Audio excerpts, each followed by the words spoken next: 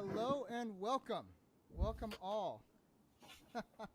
I see a few relatives in the chat. I see a lot of relatives from other families, shall we say. Thank you all so much for joining me this evening on a Wednesday night. Such an honor night to have a performance. But great to see everyone. Who do we have here? We've got Leonard. We've got Alexandra. Max, hello.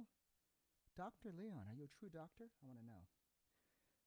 Jamie, Lou, Carrie, welcome. Let's see here. Just scrolling down. Well, this is the first ever live stream, so we thought, what the heck. I've been doing some teaching at the college, but the college term is now over, so I can be kind of turned back into a full-time musician, so I thought I'd start it off by just reacquainting myself with you all, and then playing a few songs for you and maybe answering any questions you might have. Good evening, you all. Thank you for the well wishes. I'm just kind of reading. Sorry, I'm taking my eyes off the camera to read the chat here. The way we do communication these days. Oh, from Brazil. Fantastic. Jacob Kistner, an old student of mine from way back when he was just a child. Awesome. Okay. Well, this is just going to be a very, very casual evening. If you have any questions about the songs, where they were recorded, what inspired them, or how they were written, that kind of thing, or who's on them, I'd be happy to talk music with you. And any kind of question you'd like to ask, just put it in the chat, and I will try to get to it. There's a lot of people chiming in, so I'll try to scroll and try to catch your questions. Let's see. Who's this from? Oh, you've seen me 3 times. Thank you so much. In Denver. Let me tell you about Denver. Thank you very much. I really appreciate those comments, Annette. Denver is a lovely place. I was supposed to play there so many different times, and each time it got pushed back and canceled, and unfortunately, we had to reschedule several times, and we were supposed to be there in a few months, and we had to push it once again back into summertime. So we will. When I say we, I mean me and Steve Cole and I will return to Denver, and I promise that we'll be back. Okay, well, yeah, I'm going to shift gears here, grab my saxophone, and play a little bit. And can everyone hear me okay? My speaking voice, everything's okay? Give me a thumbs up. Good. Real low volume. Okay, I can crank it up. How about that? Is that any better? Any better there? Okay. We're a work in progress. You guys are my actual engineers. Let's see here. Let me do that. How's that? Any better? Cool. Okay, good. All right, thank you for helping me. You're the guy with those flashlights guiding the plane in, because I'm kind of flying blind here. Okay, so I'm going to turn this mic off, and I'm going to grab my saxophone and play a couple songs for you. This first one is a new old song. It's a song written by my very good friend Dave Kohansky. It's called Givin In, and we released it back in '97, I think, on the Walk a Mile CD, and it was fun to do. And we decided to redo it and put back then in '97, we could not afford a horn section. We could not afford hardly anything. So we decided to actually add real horns and really flesh it out, and it turned out pretty cool.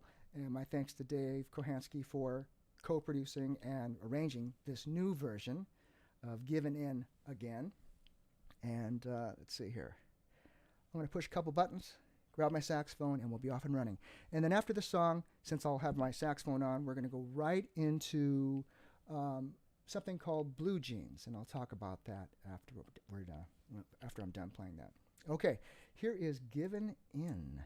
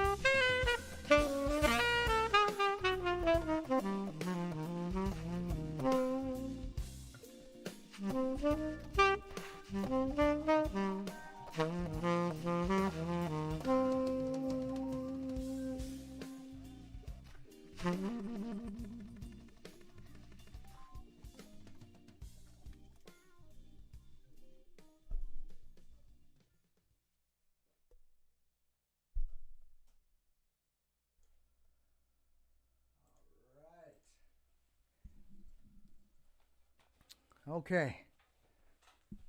Thank you for the thank you for all the emoji applauses. I appreciate them. Emoji claps. That should be a new group name, I think. The emoji claps. I appreciate that. Thank you. Hey, Michael Powers, wonderful guitarist in the Seattle area. He's Michael. A little about Michael. He's a wonderful musician and a great singer and guitarist, but also a great chef. And I actually follow him on Facebook to steal his recipes. So he's a good cook. There's got a lot going on at the Powers home. So anyway, good to see you, man. Hey, Carol Kim from the East Coast. How are you? Family's good. Alex Tiersch, my nephew, who is just got a job working for Pramila Jayapal. So we're very proud of him. Going to have a brilliant future in politics. Save the world, Alex. We're depending on you. Let's see who else we got. Oh, thank you all. Really appreciate the nice comments. So a little bit about those tunes. I mentioned Givin In. The first incarnation of Givin In was recorded. The rhythm tracks were recorded in an actual studio at Steve Reed's studio, who you know from the Rippingtons. He had a wonderful studio that all the early Rippington CDs were recorded in. So he gave me the buddy deal and let me record in his studio, a nice studio, for a reasonable cost, and I got my rhythm section in there. But the overdubs were done with a device called, and you musicians can chime in, a device called the ADAT. And basically it looks like a VCR, but it's digital. And at the time it was a really big deal, 12-bit, which is not very much, 12-bit resolution, and it wasn't even 16, it was 12-bit, and the first one was. And the thing that revolutionized the recording industry was that you could then take your studio recording with you, the drums and whatever, mix it down to this thing that looks like a VCR, take it with you, have studio quality sound, and then add your saxophone, your trumpet, your keyboards, whatever, to this thing called an ADAT in literally a hotel room. And in fact, the original 1997 release of Givin In, I recorded that saxophone part. We're doing a gig in Florida, and I recorded it in my hotel room. And I apologize to my neighbors over the years.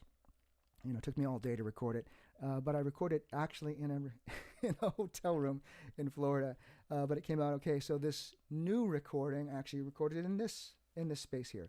And by the way, I forgot to welcome you to, as you can see on the graphic there, the Zen Den.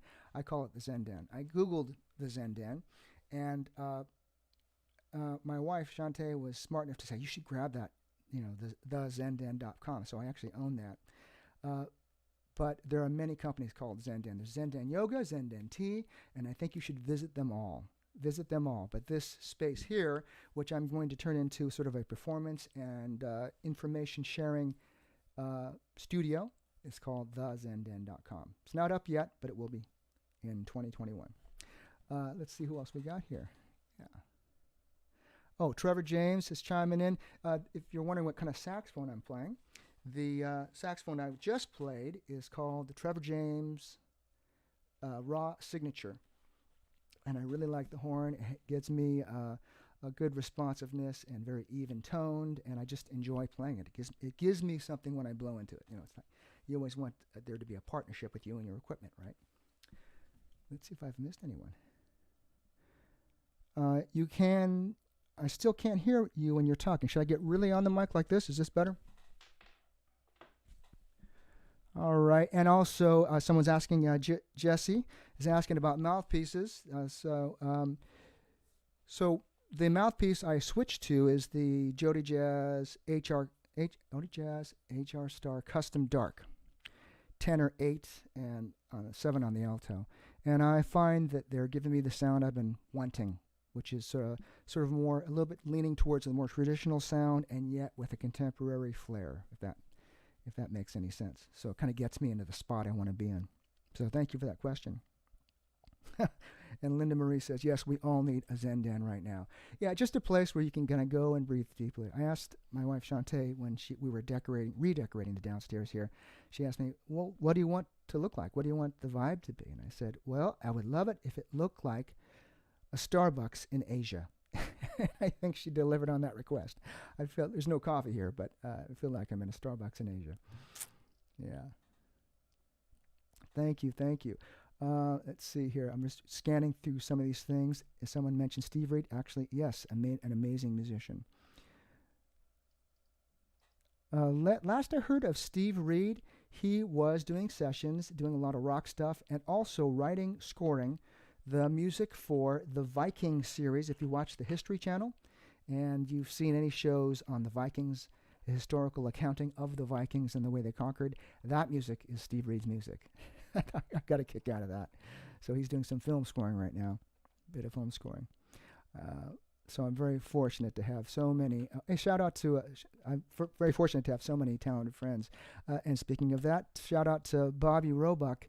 Bobby is the guy who took the picture on the graphic for the Live from the Zen Den thing. I'm wearing a red shirt, and he's got a really kind of cool angle on the saxophone. I decided to use that for the graphic for this thing. So thank you, Bobby, for that. Much appreciated. Yeah. And someone was asking about Live in LA. Let me just grab this. Live in LA. Got you through some tough years. Best album ever. Killer sax. I appreciate. Is it Trace? Am I saying that right properly? I'm with you, and I am I'm humbled and honored that we could, that Rippingtons could help you through a time. So once in a while we get comments like that. A lot of them are, hey, my wife and I got married to this and that tune and the other tune. But once in a while it's the other end of the spectrum where it's not necessarily about happiness and joy and celebrating, but about coping and surviving. And it is, let me tell you, it's the greatest gift to us musicians who are trying to put out something of beauty for people to enjoy. It is the highest honor that it could help you in any kind of way. That really is the big payoff for us. So I appreciate that. Let's see. Oh, Jamie. Hello, Jamie. We're neighbors. Vancouver, BC. You know what? I do play locally in Seattle. And yeah, right, under normal circumstances. I do play locally in Seattle, and as soon as you guys open up the border and allow us Americans to travel up to the BC area, I want to get a few gigs up there this year. That's my goal, another one of my goals. So come visit you, and maybe you could hear us play live. But yes, I do play in Seattle, and again, with everything else, I was scheduled to play Jazz Alley, which is a beautiful jazz club here in town, and it's like the can they keep on kicking down the road. Every 3 months, I was supposed to play there twice already. And sure enough, when it gets close to the time, they push it down another 4 months. So, but I will be playing, to answer your question, yes, in Seattle at some point, and hopefully work my way up to Vancouver when things are safe. Adrian, hello. Is the new Sax Pack album in the works? Yes and no. So I am finishing. The no part is I'm finishing my CD right now, just starting the mixes, and Steve Cole is also kind of working towards finishing his new CD. So we've got those two projects first, and then as soon as we're done, I'll be done in January. We're going to start turning our attention towards the new Sax Pack CD. And in years past, when we wrote music for the Sax Pack, we'd write more than enough. So for instance, on a 10-album CD, we'd probably write 25, 30 songs. So we've got a lot of stuff, as they say, in the can, like partially recorded ideas and, seeds of ideas. And so we plan to review all that, see if we want to continue on anything. We've got a couple I know we're going to pick up on. And then we're going to start continuing writing some new stuff as well. So to answer your question, yes, we will. It will. It's slowly in the works. We're going to work on it next year. All right. What do you know about Brazilian music and musicians? I know not as much as I'd like to. I love Brazilian music. I think Jobim is probably the fundamental, godfather of some Brazilian jazz music, but I know there's so many more. If you want to, Alexandra, if you want to email me, jeff@jeffkashiwa.com, send me your playlist. I would love for you to educate me. I know the famous musicians in jazz that are Brazilian, and I've seen many American musicians cross over and play Brazilian music, but I would actually like to listen to authentic Brazilian musicians playing Brazilian music. I think that would be great to get it from the source. So if you want to send me a playlist, I would be so grateful for that. Thank you. Let's see. Are you going to play, Jesse wants to know, are you going to play another new tune from your new album? Yes, I will do that. In fact, I'm crossing my fingers. I hope everything goes well. I'm going to attempt to play, I was debating, should I just play the video of a new song, which I put on Facebook the other day, or should I just play live to tracks? And that's, both are okay. They got their strengths. In terms of entertainment value, but I thought, okay, what would happen if I rolled the dice and I tried to play live with the video? And I cracked open the manual to my, you should see my desk in front of me is full of light buttons that are all lit up, with little surfaces controlling things. So I think if I did everything correctly, later on I'm going to play live with the video and song from the new CD. And if it goes terribly wrong, which it could, just remember this is a free show. Okay, let's see what Vernon has to say. Arc in Ann Arbor. The Arc in Ann Arbor. Is that a club? What is that? Sounds interesting. The Arc in Ann Arbor. Sounds nice.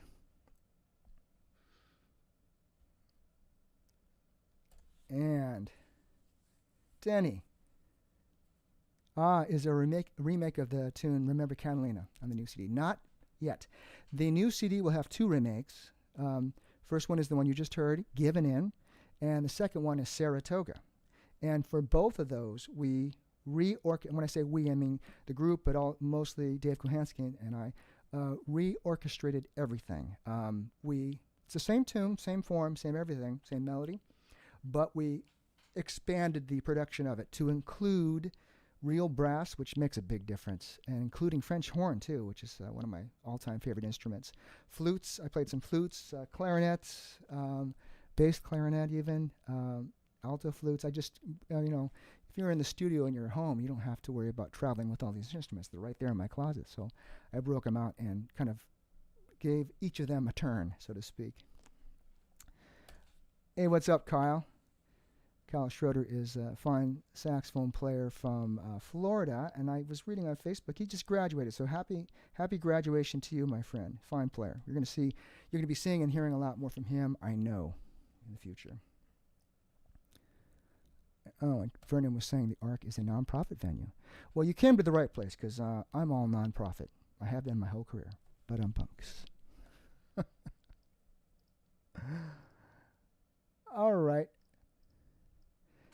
Alexander, I'm going to hold you to that. I want that playlist of Brazilian artists. Okay, so let me talk a little bit about this next instrument here. If you've ever been to one of my shows, you've already heard about it. But usually I'm right in the middle of playing something, and I'm kind of explaining it quickly. And I thought I'd take a time this evening to just talk about the EWI a little bit. So this is an electric wind instrument known as the EWI, that's the acronym, and where the saxophone has about 3.5 octaves, this instrument has almost 8 octaves. So all the sounds you're about to hear are actually coming from this instrument. It is a wind-driven synthesizer.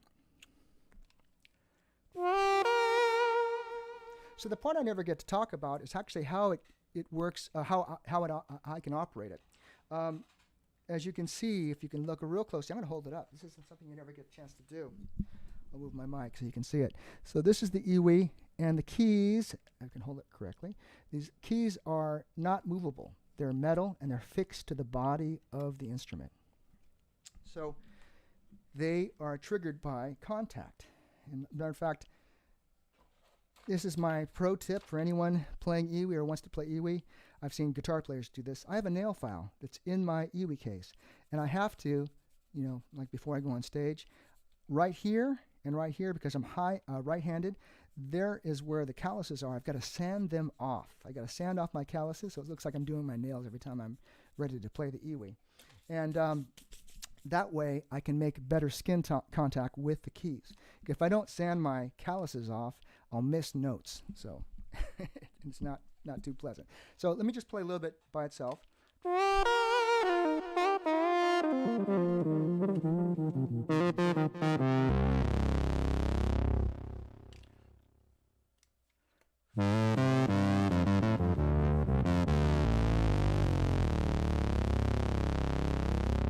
So all the bending, this is the part I don't get a chance to do live. Here's the back end of the EWI.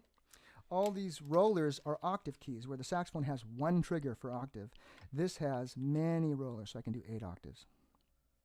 And this part here is where the thumb goes, the right thumb that is. On the saxophone, the thumb does nothing. It just hooks under the hook and just sits there all night, takes the night off. All the other fingers do all the work. On the right hand of the saxophone player, does nothing. On the EWI, the right hand does everything, It's responsible for scooping, for bending. So if I want to scoop a note, I start on this lower plate, I put my finger there, and I lift it off that plate. I don't know if I can get a good shot of that or not. These are 2 plates that do the bending, right here and here. So I can do this. So I'm hitting it down, and I'm taking my skin off that plate slowly. And the opposite's true. I can start high and go low. So it gives you a chance to be more expressive with the instrument.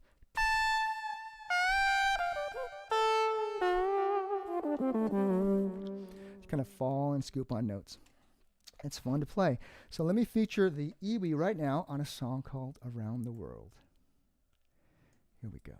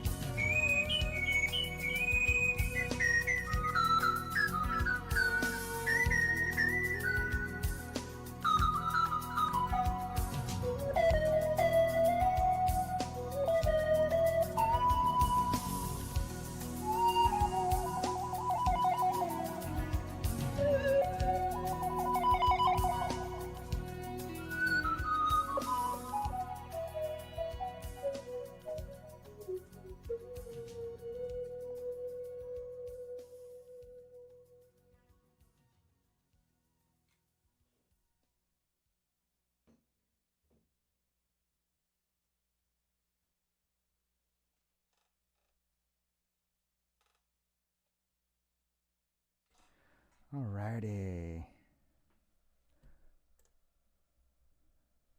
EWI is pretty cool, Mark says. Thank you.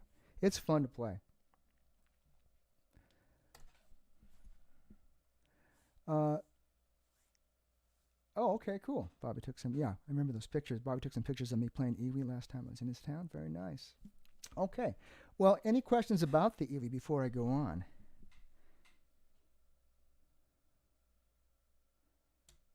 I'm going to turn it off. But thank you very much. You know, I'm kind of in a ballady mood. I wasn't planning on doing this, but I thought maybe, what the heck? Let's play a ballad. I'm going to play a song called "A Quiet Goodbye," and this song I wrote for my late father, who, when he passed of a stroke many years ago, the whole family was around his bed at the end, and so there was just all these beeping of the machines, and the slowing of his breath, slowing, until finally the final breath. And it was really a moving, clearly a moving, impactful moment, life-changing for everyone. And the thing I noted, thinking back about that time, was that this momentous thing happened in near silence, in almost complete silence. So I call this song "A Quiet Goodbye," to sort of say goodbye that way. And we recorded this song originally in Germany. Chuck Loeb, sorry, I'm trying to get my mic together. The great Chuck Loeb was hired to produce the 3-day weekend, the Simple Truth CD, which had 3-day weekend on it, and also this song, Simple Truth. And Quiet Goodbye. And it was great. We kind of had a moment to just kind of chill in the studio and get centered and really deliver a good performance. And I think we caught some nice moments here you're about to hear. And so I'm thinking about Chuck Loeb this evening as well. I've been thinking about him a lot. And I'm sure you guys have been too. Wonderful musician, left us way too early. So here is A Quiet Goodbye.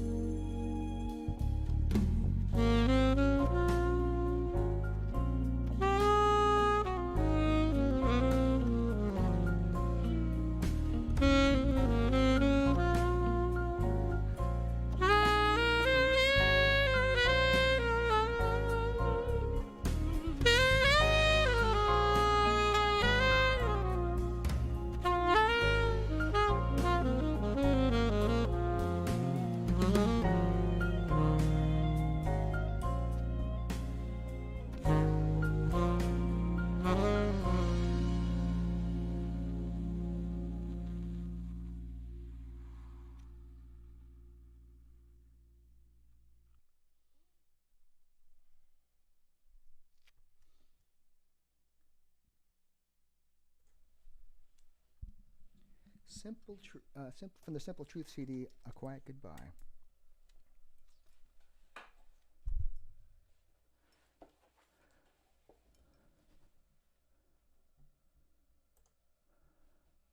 Thank you. Hey, Doug. Doug and I teach over at Shoreline Community College. He's also plays saxophone and woodwinds. Thank you, Doug. Appreciate that. Any chance to get to hear some bass clarinet tonight? Let's see now. You're going to see it in a video. I'm going to be playing tenor with it live, but it'll be on the video. Mike MacArthur, a fine saxophone player from Florida, the Tampa area. How you doing, Mike? Thank you. Appreciate that.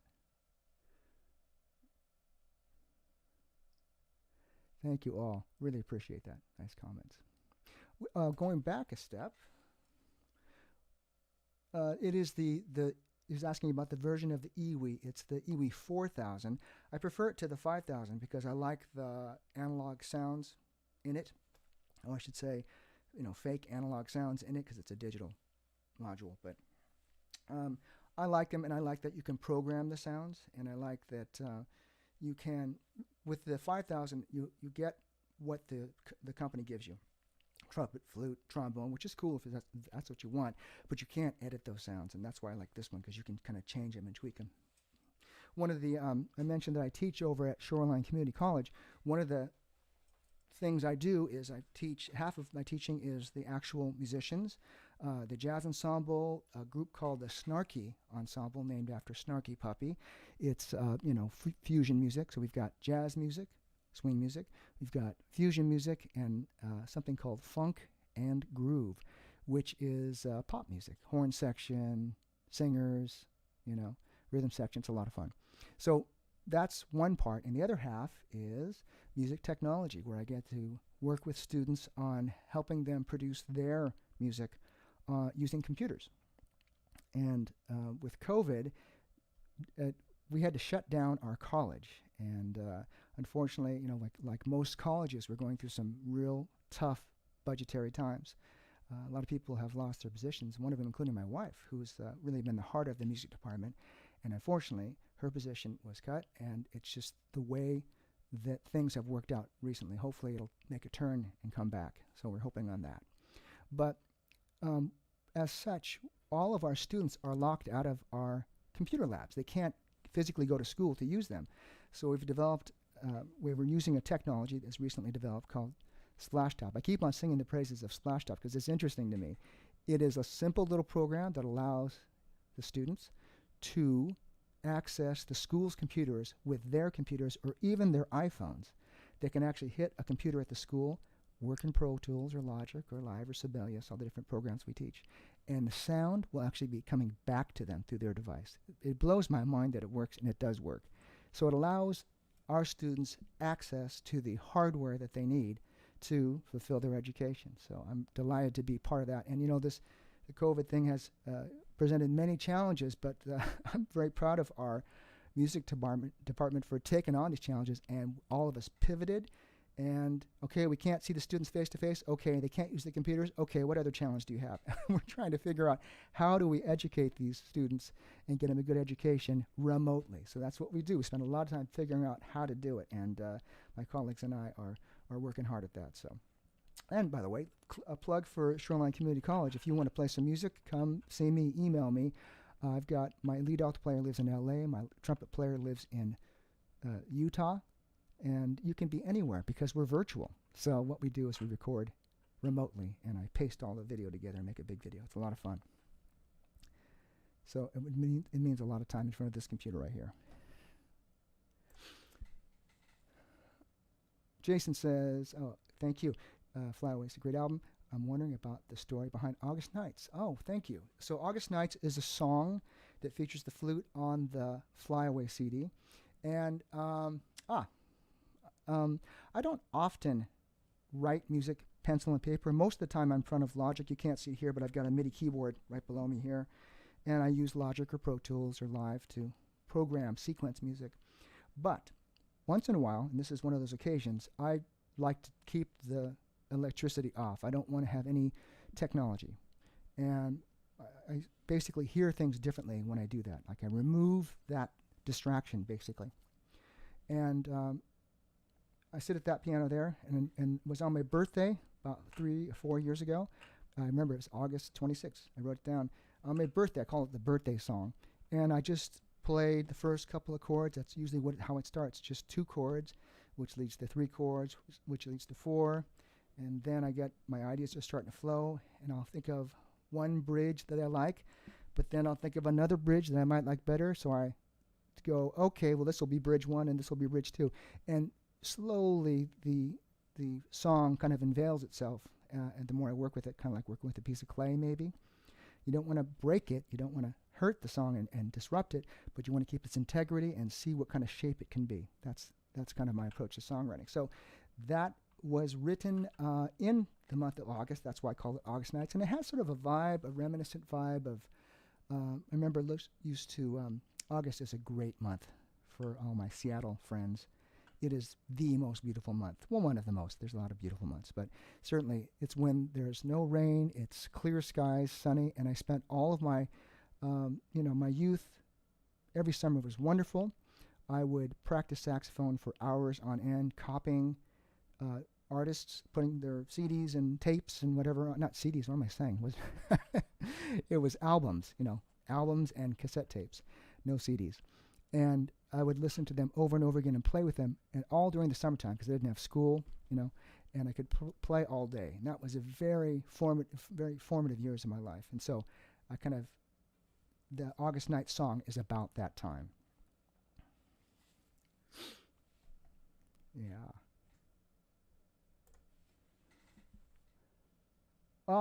I am so sorry, Alexander. I looked for Wait and See. The request was for an older song, and I have most of them on what we call backing tracks, which is simply when we do an album, we get the mix just right, and then they make the mix that ends up being on the CD, and then I ask the engineer, okay, mute me, take me out of the mix so that I can use it, everything but me, so I can use it for a situation like this. What you're hearing are those mixes. And that song we did not do. I searched my hard drive high and low, and I could not find it. I will work on it, and maybe I can piece it together from other parts of demos and whatnot. I apologize for that. Yeah.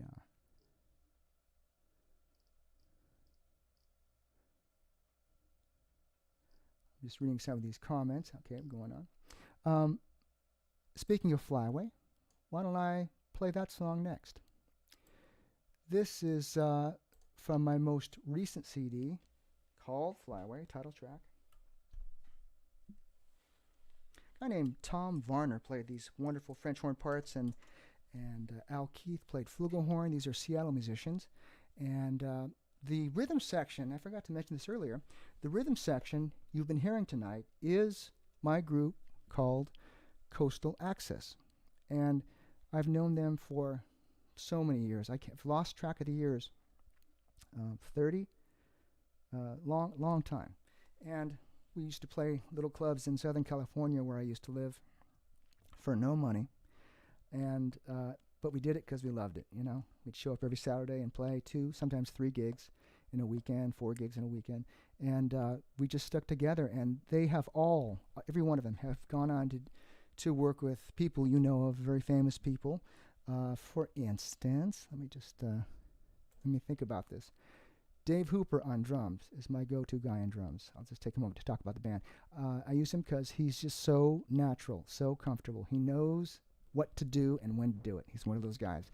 And he's played with everybody. It'll take me an hour to name the people, but like Mark Antoine, Mindy Bear, Warren Hill, all the people. He's Dave Cause. He's just played with everybody for a reason. He's a wonderful musician and a great guy. And, well, all these people are great guys. Alan Hines on guitar is wonderful. Great rhythm player. He can get in there and make some interesting parts, but when it comes time to solo, there is no one else like Alan Hines. He is followed by many guitar players all around the world. They wait for his solos, as do I. Melvin Lee Davis is an exceptional musician as well. He sings, plays bass, and he has been on the road until pre-COVID. He's been on the road as the musical director for Shaka Khan for years. And also, He was in Lee Ritenour's band and Gerald Albright's band. So those three artists right there are pretty much the top of the food chain as far as I'm concerned in contemporary R&B and jazz. And he has his own group as well, so check him out on Facebook. He's always posting videos. Mark Stevens, who you're going to hear on this next tune, wonderful keyboard player. I knew Mark when we were in college, and he was good then, really good then. Just a special, other level kind of player. He was the first among us when we were all in college to get a big gig playing with George Howard, and followed by many other groups after that. He's, I think, Diana Rossi played with, and recently he's been playing with the vocalist Josh Groban. So he's been busy with that, and you'll see him on the Today Show all the time. I always tune in when he's playing. Let's see, who have I forgotten? Ronnie Gutierrez is a wonderful percussionist from L.A., also has played with Warren Hill, Mindy, everybody in the contemporary jazz scene Ronnie's played with. He's got his own group as well. And I know I'm forgetting people. Drums, bass, keys, guitar. If I think of it, it'll come to me. I mentioned Tom Varner on brass and Al Keith on this one. This is called Fly Away. I hate picking up a cold horn because this is a dilemma. Every saxophone player can feel my pain. The horn's cold right now, right? So it's going to play flat so I can lip it up, but then it's going to warm up and then get sharp. So it's always a thing where you put it. Live performance. What can I say? I'm talking too much. That's the problem. So here's Fly Away. Let me warm up.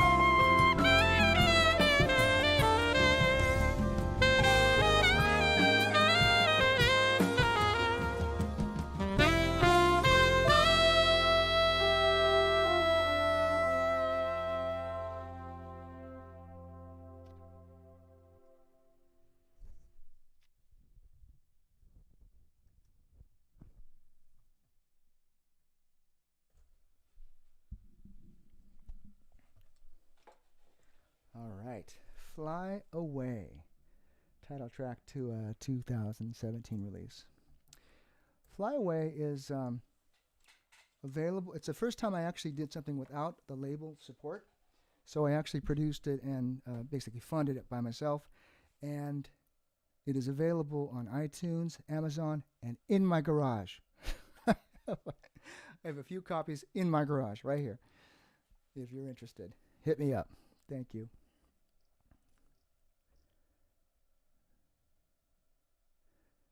Let's see here. I'm looking at some comments here. Oh, forgot to mention, on that last track, Fly Away, at the time was my 16-year-old nephew, my other nephew. We met Alex earlier. This is Sam now, the younger nephew. At the time, he was 16 years old. He was playing percussion on that track, playing timpani beautifully. And it's very cute because I could hear his isolated track. I can hear him counting the music properly. 2 and 3 and 4. And it was very good. He's very well trained, but that's fun. And my daughter, Kat, was my tech on that particular recording session. She helped set up the mics and place them. It was a lot of fun. We're a family-run business here, folks.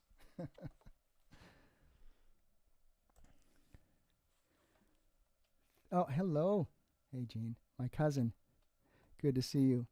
I love San Jose. How are things over there?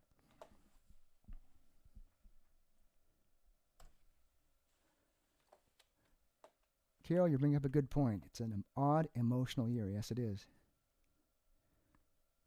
The new normal of COVID. Well, I'll tell you what. I think I can speak for a lot of the musician friends of mine. What we don't have this year is the kinetic running around energy, which is fun. That's part of the reason why we do this business of flying from town to town and getting zero sleep and trying to do your best to play when you're dead tired.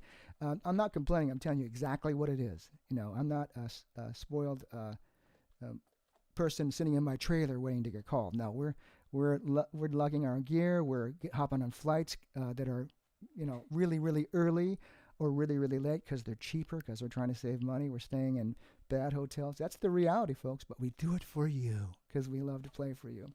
And what is missing this year is all that stuff, right? The energy, I find, is a lot more focused this year for, I think, what I've observed from fellow musicians.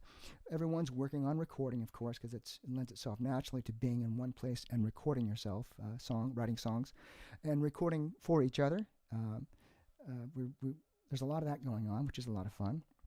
And collaboration with other people has picked up, I think. I'm doing a lot more sessions now because I'm home. I'm ready to go. My microphone is already set up. I'm ready to play. So that's nice. But the huge disadvantage is I don't get to see any of you in person. And that is a drag. So something like this is kind of maybe second best. We can kind of chat and look. I can't see anyone's faces, but at least I can know that you're out there and hopefully and having a good time. So I have some song titles. Let me see if I can remember. I'm going to appeal to your artistic nature. These are song titles from the CD, okay? You've heard Givin In. I talked about Saratoga. Here are some other song titles. So there's Brazilian Wind, The Journey, The Night Is Young, Hopeful, Slow Turn, Blended Thoughts, and Deep Waves. And those last two were written by a good friend of mine, Jamie Devaney, who's a wonderful vocalist. And he gave me some demos a couple summers ago, and I thought, I like these songs. Let's work on these. So we fleshed them out, and I wrote a melody or two on one of them, and I'm pretty happy with the results. But anyway, there you have it. So those are the song titles. Anything strike you as a memorable title to the album? Let me know. I'll post them later, so in case you forgot them. And I'll probably do little snippets of each song, so like a little sampler, so you can hear what the flavor is. Let's see here.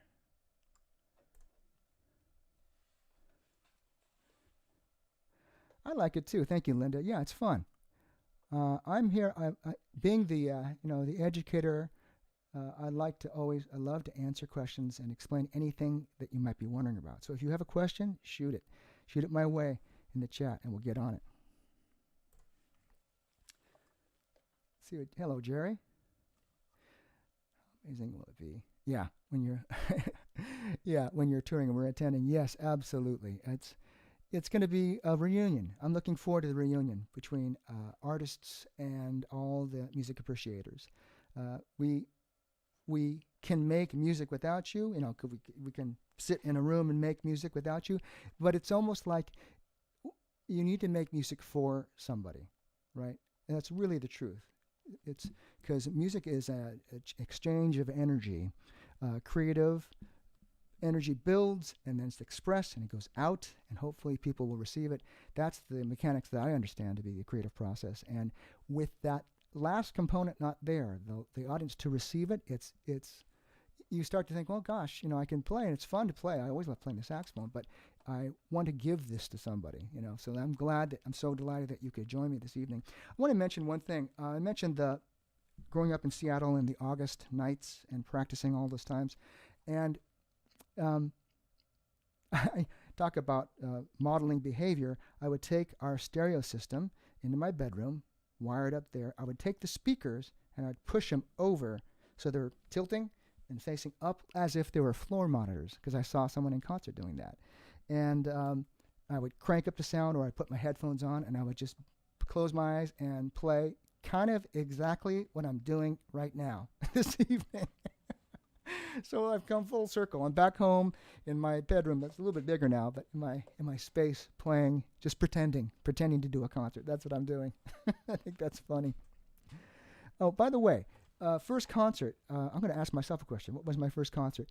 It was. If you want to start, this is a great way to start. You're going to love this. Guess who it was? It was Bob James and Earl Klugh. Yes, I started at the top.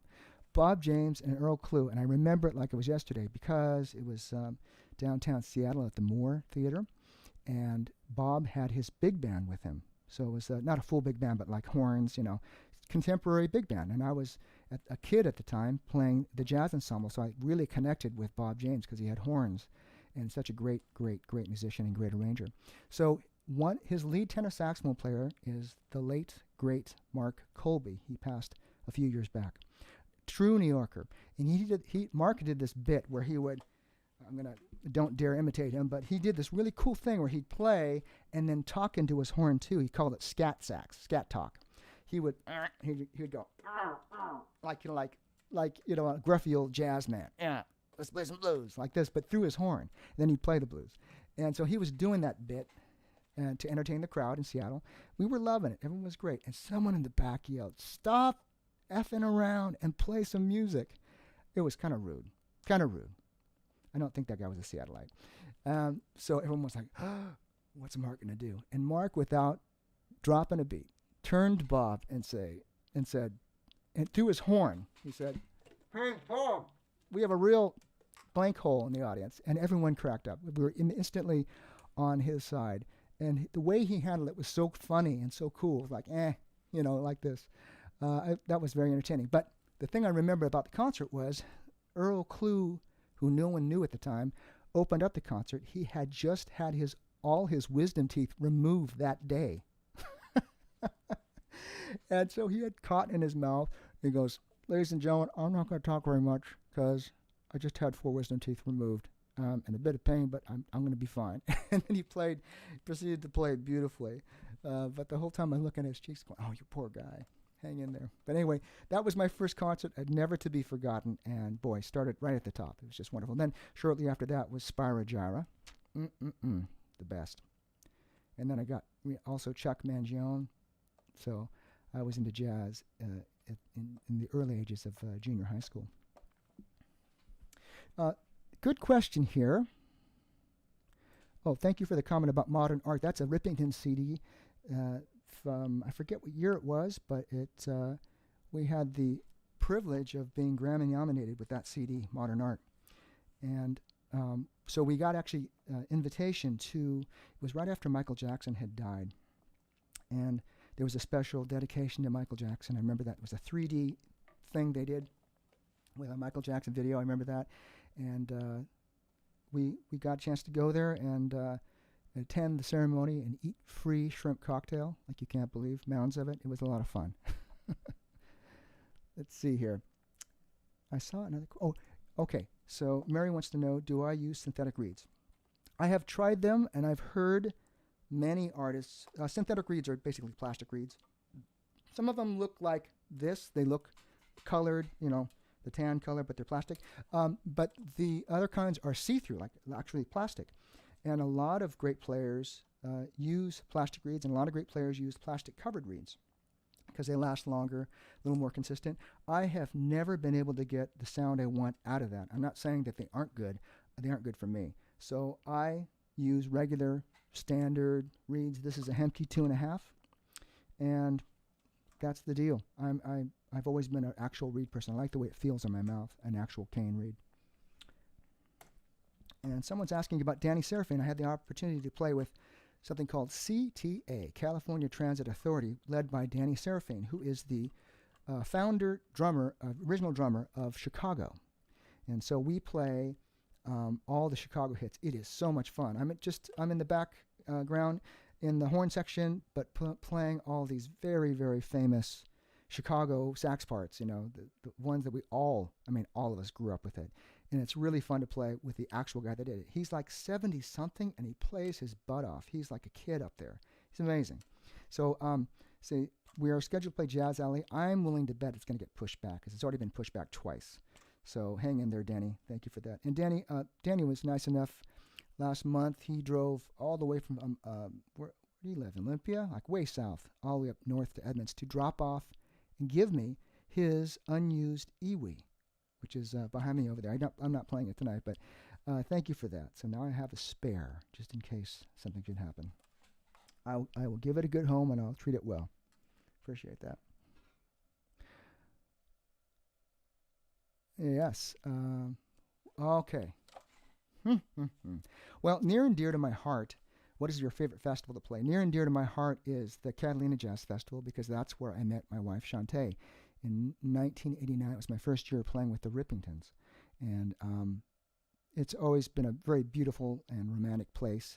And it's our special place, and it's so much so that we named our daughter Catalina. So there's a theme in our lives going there. That's certainly one of them. That's absolutely one of them. And I also like the fact that it's not easy to get to. You have to park your car, take the boat, and it's a commitment. You can't just drive by and catch an act or two. You have to spend all day there, all weekend there. And that's what it forces you, the island does, and its locale forces you to slow down. Just be here now. Stay put.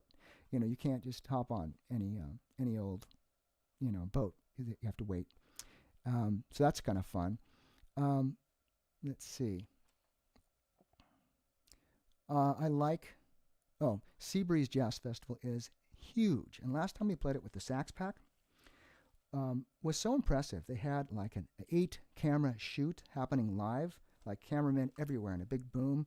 And as soon as we were finished playing, thank you, good night, or good day, whatever, we go off the stage. As soon as we were done, it was up on Facebook, fully edited, really kind of cool. It's like, I cannot believe they can produce it that fast. And instantly, it's like a totally professionally shot show made in an instant. And that was a lot of fun. So I love that show, that festival. It's a good one. There are many festivals. Of course, the Berks Jazz Festival, one of my absolute favorites, because John Ernesto, the man in charge of that, has a really good foothold in traditional jazz and understands contemporary jazz as well. He always has a diversity of artists, which I appreciate. I love hearing straight-ahead guys. I love hearing contemporary people play. And he also has, a lot of times, the orchestra, the Reading Orchestra, play along with artists, which is a special treat to have an actual symphony orchestra play your music with you. So that stands out as one of probably the best jazz festivals for that reason. And the fact, again, to all the fans that come from all over the East Coast, and actually many from England come over just for that festival, because it's such a beautiful place to hear music. And it's kind of like a cruise ship in that we're all in the same place together, except you're not at sea. you're just walking around the hallways and running into people. And he also has these midnight jams, which by the title start at midnight, way past my bedtime, and go till the wee hours of the morning. Anyone's been there knows what I'm talking about. It's usually pretty crazy, but those are always fun. Thanks for that question.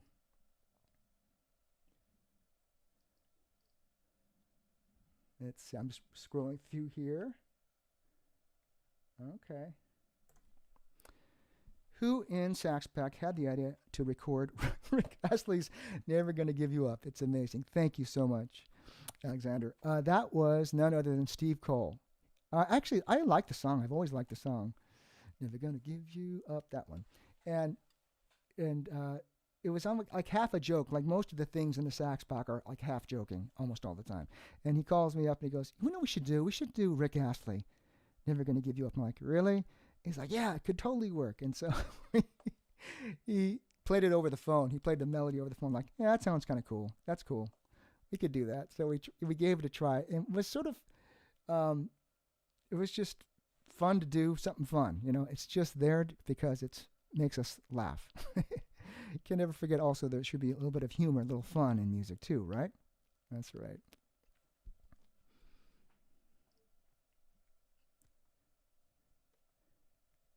Let's see now. We're in Hanford, 96, 97. That's a long time ago. See you guys in Hanford. I remember. I guess that's Northern California? Crazy. All right. Well, someone had asked me to, if I can find my cheat sheet here. Someone had asked me about All the Things You Are. Is that person here? Basically, that's a famous jazz standard. And so I decided to spend my morning warm-up time just playing through it, you know. And I have a track, but I don't think I'm not in the mood to play a track right now. Play with a track, I should say. So I'm going to play by myself a little bit and take some liberties. Yeah. So this is a very famous standard. I'll play the melody so you can recognize it. And then I think I'll play through the changes a little bit. And we'll see how it goes. Here's All the Things You Are.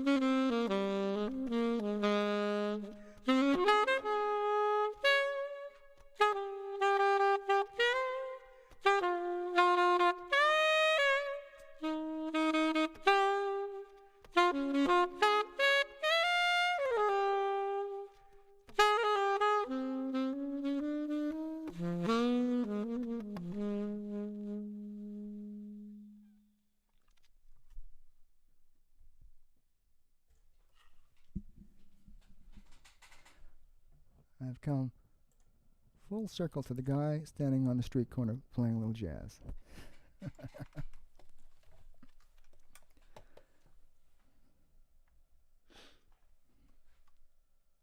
Have I ever played with Vincent and Gala? Yeah, we did a show. Vincent's a talented young musician from Connecticut, I believe.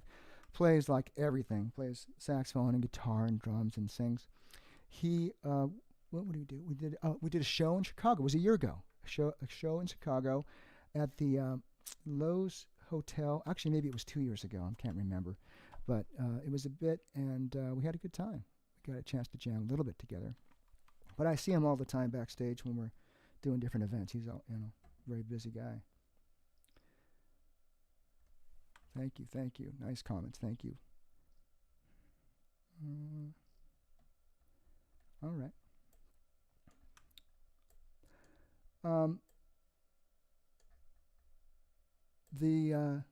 For anybody out there who is thinking of playing saxophone, are there any musicians? I know any starting musicians, I should ask. I know we got some pros on the feed here, but and this is not going to be a sax masterclass. Don't worry, I'm not going to get into all that. But I can tell you, in a way that everyone can understand, I can tell you how to play saxophone. I figured it out. My good friend Leo Potts from Cal State Long Beach, he's now retired and living in Spokane, Washington, on the other side of the state. We still connect all the time on Facebook. He gave me some basics, and I've kind of distilled them down, and maybe he'll correct me if he ever hears this and let me know if I missed something. Here it is. Here's how you play saxophone. You ready? You get on a stool, like I'm sitting on right now, and you lift up your legs so that you're bouncing on your butt. That's what I'm doing. I'm bouncing on my butt right now. And now you blow and warm your hands like it's a cold day. And form a kissing shape with your mouth. And that, ladies and gentlemen, is how to produce good saxophone tone. Because you've got your diaphragm engaged. The fact that you're blowing hot air means you have your throat relaxed. If you push your lips together, it'll be cold air, like you're blowing hot soup. You have to relax your throat, open it up so the air remains warm, and then you shape your embouchure like this. And when you get in the kissing position, your lower teeth automatically align with your top teeth. All those things are in play when you do sitting on your butt, bouncing, blowing hot air into your hands, using a kissing mouth. Then you get yourself a horn, and it comes out.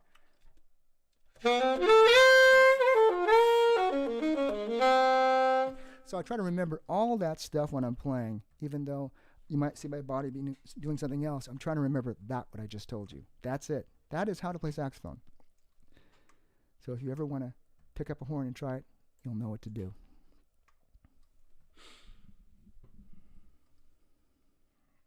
Merry Christmas to you. Thank you, Jeffrey.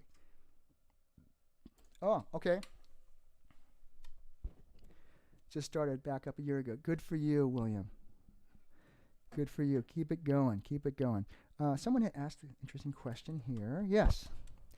Let me turn off my reverb. Don't need it on right now.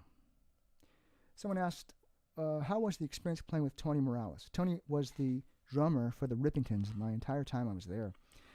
Actually, I'm sorry, the first stint that I was there, then it was Dave Carasoni. But Tony is and was a great musician, fantastic musician, one of the best. His time was uncanny. He had a great sense of natural feel, and he was so consistent, very easy to play to. The only time that we would get into words, like brothers get into words, is I like to lean back. I was trying to be like Kirk Whalum, and love the way Kirk plays. And so when you listen to Kirk, he phrases like he's got all the time in the world. He's never on top of the beat. He's leaning back on the beat like a lazy Sunday afternoon, that kind of thing. And Tony's like, you're dragging, because he's used to having the time perfectly straight up and down. And so we get into it like, no, I'm trying to be cool. I'm trying to do a style thing, man. So somehow we worked it out. We worked out our differences musically and otherwise. So, but that's funny. Thank you for asking that question. That's funny.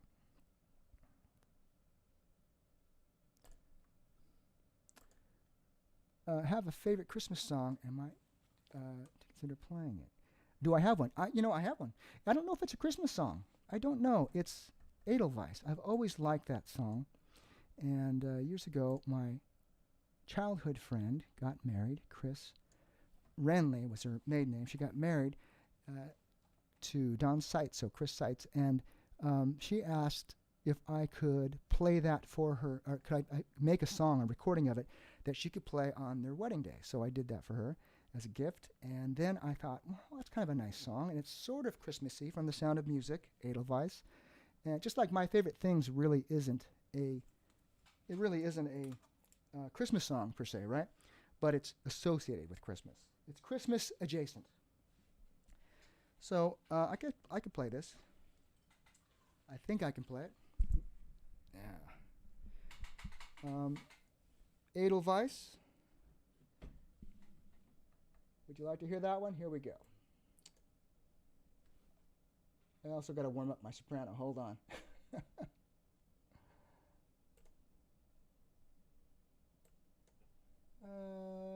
Okay. Wish me luck.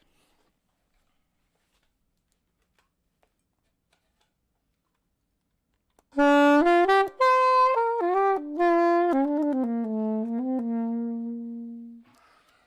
you go.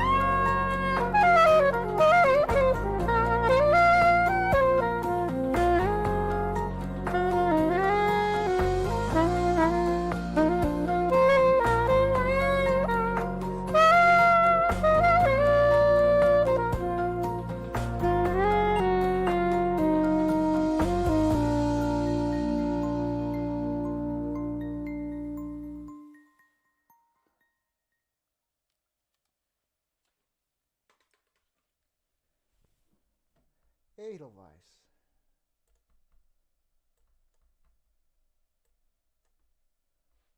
All right. Thank you so much. I had promised, I said, just look at the clock here. And I have enough time for one more song. And thank you so much. Thank you for the nice comments. From Ontario, Canada. Woohoo! Thanks for clicking in. Let's see, I'll get that one on the screen. Valerie. On the other side. My daughter has been looking at some universities in Canada, so we'll see what happens. She's going to go to college next year. Well, I've got one more for you, and it's things have been going well, so I'm feeling brave. The reason why I say that is it's going to be a little technically challenging, so I'm going to make sure I do everything right. Because I'm going to play along with a video, but I'm going to play live with the video. And I hope it all works, because it makes it exciting, doesn't it? We just don't know what's going to happen. So here we go. This is, if things go well, this will be The Night is Young, with a live me in the middle and pre-recorded stuff of my band and some overdubbing in the video. And before I I'll come and say goodbye when I'm done, but I just want to thank everyone for joining me tonight. It's been a lot of fun. And we'll do another one of these in a few weeks. Okay, so let me just figure all my buttons out. I'll be right back.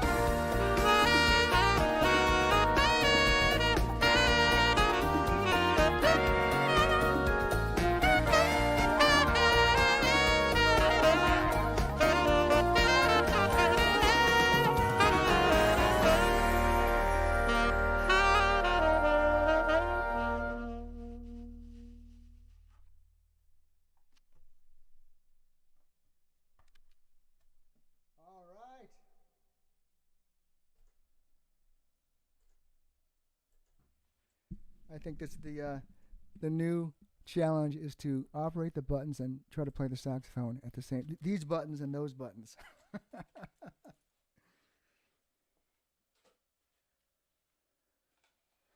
So, my friends, thank you so much for joining me this evening. That was a lot of fun. I hope you had a good time. And happy holidays to everyone. We're going to shut down the studio for a couple weeks for the holidays. And then I'll resume some more shows in 2021, January and February. And like I said, I'm just finishing the new CD. We're a third of the way through mixing it. So we'll be doing that over the next few weeks, and it'll be done for the new year, and I'll get it out to you, I promise. So I'll be playing some more the next show, more new songs from that new CD, and you'll get a chance to have a sneak peek and hear some things. But I'm really excited about it, and I hope you enjoy it. So I think that is all we have for this evening. If there's no final questions, I'm going to look for you. Happy holidays to you all. Thank you all for coming. Daniel is the man behind the curtain who's going to take us out of the show. I thank you all for joining me, and we'll see you very soon.